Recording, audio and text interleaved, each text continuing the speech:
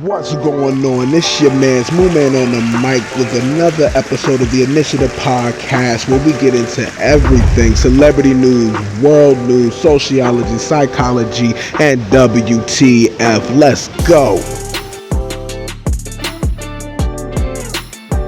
Okay, you already know I start out all my podcasts like this. I gotta give the shout out. Shout out to Angel Reese. Okay, Haley Van Liff on Instagram Uninterrupted gave Reese some flowers, okay, for just being an overall sportswoman on and off the court. Much mutual respect. They're running it back in Chicago, and Angel Reese is just a dog. I know we're talking about a dog in a good way, okay? She motivates everyone around her. She motivates her teammates. She motivates her classmates. She motivates everybody that be on her podcast. Shout out to her podcast. All right, so Angel Reese, I mean, the WNBA has been doing numbers, okay? She is, in my personal opinion, she is the face of the WNBA right now. We're talking about, yes, Angel Reese, all right? Yes, the legends before her, and there will be legends after her, but it will be because of Angel Reese, okay? Shout out to Angel Reese. Once again, HVL sees you, we see you, the world sees you, and get your tickets to your WNBA games because they are lit, all right? Let's get on to the headline hero. It's time for the hero, the headline hero. Okay, now, I got the headline hero right now. We're talking about Coachella Jones. Okay, that's what I call her, Coachella Jones, because if you have not seen her Coachella performance, she snapped and dropped, just did her thing out there. All right, Coco Jones also debuted an album, Why Not More. Okay, it's dropping April 25th, this April, not next April, so pre-orders are available now. And she did a surprise track reveal, okay, on her Instagram. It was amazing. We're talking about the track reveal.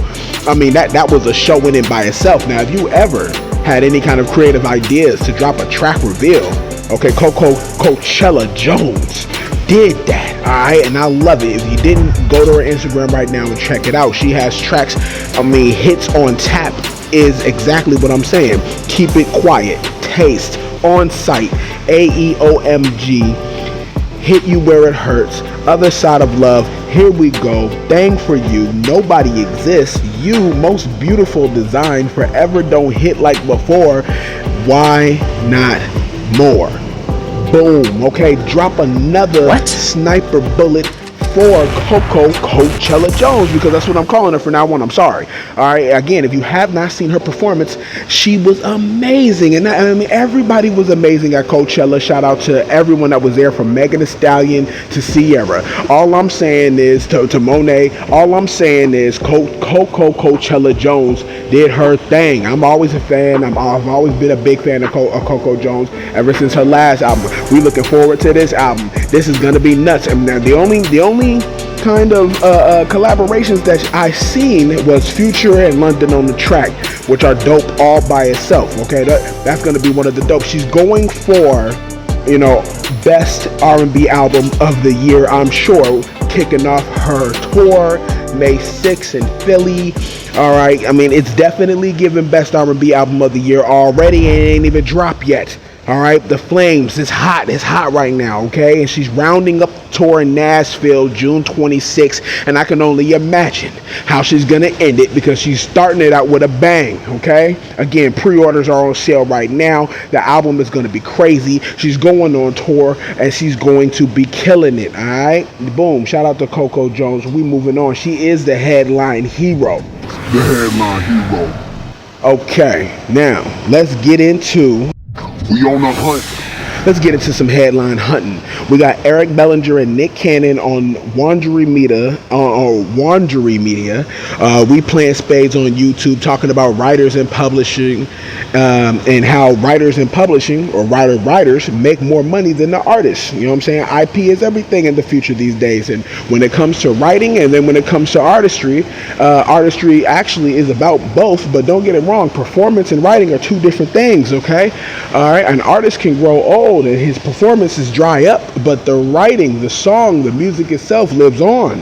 All right, that's why everybody's paying billions for them publishing rights because, hey, at the end of the day, they make more money. Writers make more money because they got the publishing. You see what I'm saying? Artists, don't get it wrong. They get the front end. They get the loans from the record label if you're not already indie.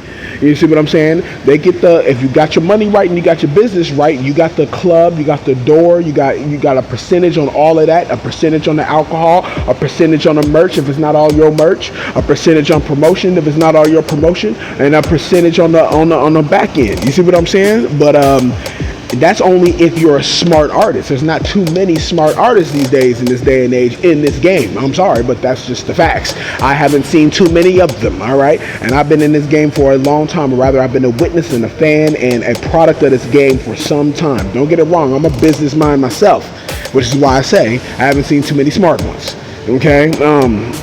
It's true. You see what I'm saying? IP is everything in the future, moving on into 2026 and beyond, especially with AI dictating what kind of voices can be used, because AI has no repercussions to using anybody's voice, from celebrity actors to you know what I'm saying, rappers and singers, as we know. You know, we need some regulation around that. You see what I'm saying?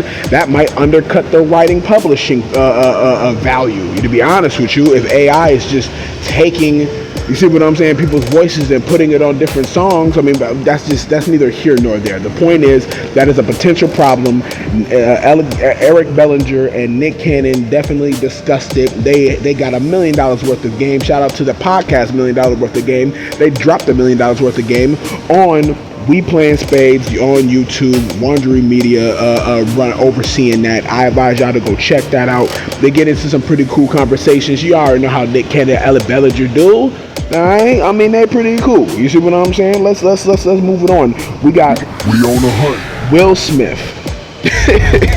Okay, Will Smith long-awaited album based on a true story is bombing with critics. On Tuesday, Pitchfork published a scathing review that the album is a pointless apology tour, corny, and a 2.4 out of 10 rating. A 2.4 out of 10 rating, damn! Not to mention Rolling Stone labeling the project clunky, cringy, platitudinous rap.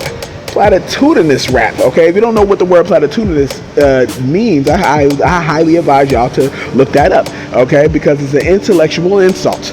All right, not to mention Tony Rock, Chris Rock's brother, you know what I'm saying, labeling it trash while speaking to TMZ, saying, if addressing my brother is the only selling point, that's a shitty album.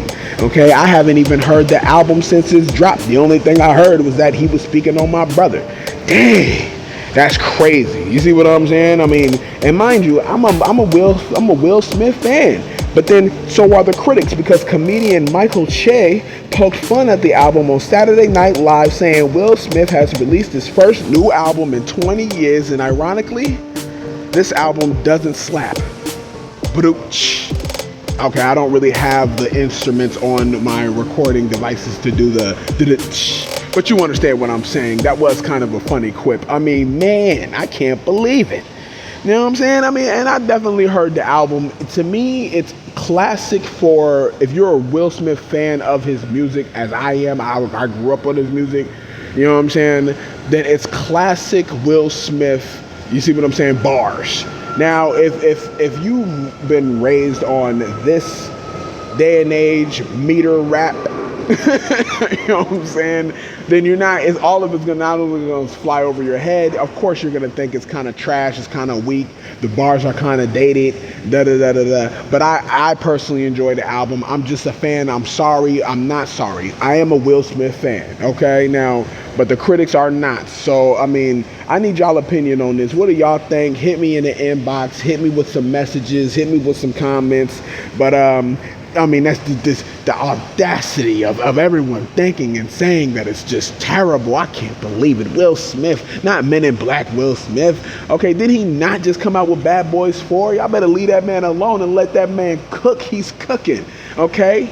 Might be apologizing at the same time, but he's definitely cooking, all right? We're going to move on. We got the back of the house headline. Who's in the back? Okay, let's get into the back of the house headline. All right, we got Trump administration freezing $2 billion in federal grant money on Harvard after Harvard rejected a list of government demands, which include admissions audits, erasure of DEI programs, tracking radical students, and more. Okay, they stand to lose over $9 billion in total during the duration of the freeze out and possibly their tax exemption status. All right, Trump is not playing with anybody. If you are using money in a wasteful way, okay, he's coming for you. I'm sorry. You see what I'm saying? And Harvard hasn't really been known to hire too many black folks in my days of knowing it anyway. So I'm trying to figure out when in the last, only couple years they decided to diversify. You see what I'm saying? They use DEI as a tax write-off. You see what I'm saying? I mean, that's what it sounds like to me. You see what I'm saying? Because I haven't heard of too many black students graduating from Harvard. I'm just saying, don't get it wrong. I know black students do in fact graduate from Harvard. It's not portrayed, it's not put on the public media, none of that. Not even Harvard is too vocal about its black students. You see what I'm saying? So I'm not understanding now that Trump is coming for him. I don't understand what the problem is. I mean, unless indeed there is something going on, unless it's something that everybody should know, including the students. And if that's the case, do tell. You see what I'm saying? Don't hold your hand now. You know what I mean? I just don't understand. So my thing is, with Trump on a rampage, and he is on a rampage cleaning up the dark money that's out here within the government, within the nonprofits, within the NGOs, and what have you. And he's doing it from the top down. Don't get it wrong. With all his constituents in line. You see what I'm saying? And everybody's just crying about it. I don't understand what everybody's crying about. This is something that Barack was trying to do. All right? This is something that usually presidents say that they're going to do. But Trump is actually doing it, and now everyone is butthurt. I mean, I don't understand. And mind you, it ain't too many black folks that are butthurt. There are some black folks that are butthurt. You see what I'm saying? Those that are in bed with the Chi-Coms, those who are in bed with the deception, manipulation, sure. You see what I'm saying? And don't get me wrong, I got to argue with both sides of the coin here, on both edges of the sword. But don't get it twisted. There's not too many that's sitting up here like, okay, well, I've been struggling, or I've been getting my millions this way and that way, but I've been doing it legally and honestly. I guess Trump is going to put everybody on the same playing field in-house, because out of house, those tariffs are hitting hard, okay? Those tariffs are hitting tough, all right? You know what I'm saying? So it's like a principal telling everybody to get in class, and if you leave anything out in the hallway, it will be thrown away or confiscated. Oh, and if you have anything in the pockets of what you left in the hallway, and if they are deemed to be a threat to society at large, I'm taking those too. I'm calling your mom. I'm getting you kicked out the neighborhood. I'm selling your house. You're getting put on food stamps, and that's about it. Damn, that is a crazy president right there. You know what I'm saying? But can you blame him if he did indeed found rocket launchers, a bomb, and invasion plans to his house?